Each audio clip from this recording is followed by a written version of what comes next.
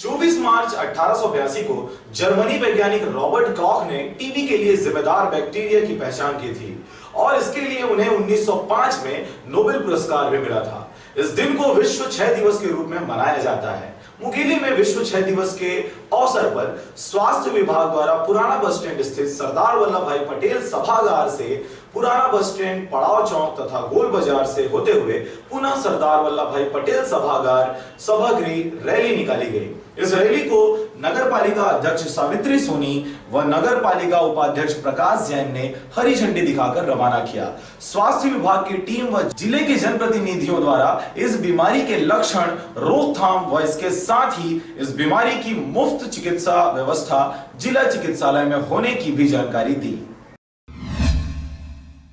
TB दिवस के रूप में मनाया जाता है क्योंकि टीबी जो बीमारी है एक जीवाणु से होता है जिसको माइकोबैक्टीरियम ट्यूबरकुलोसिस बोलते हैं और इस जीवाणु का जो खोज किया गया और इसकी जो है अगेंस्ट जो वैक्सीन है उसको खोज किया गया है जो बीसीजी वैक्सीन बोलते हैं।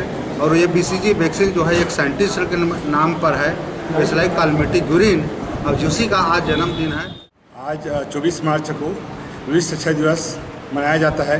इसी के उपलक्ष्य में हमारे जिला मुंगेली में इसी के तहत रैली निकाला गया है, जिसमें हमारे ज़िले के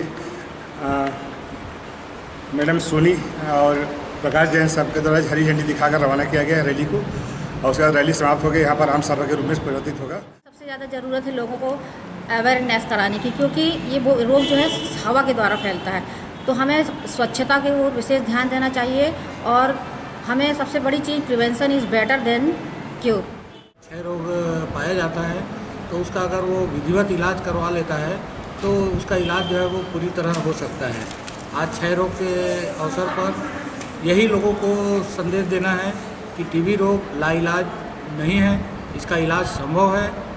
मरीज शर्माए नहीं, इलाज कराने के लिए स्वयं होकर अस्पताल जाए और अपना इलाज कराए।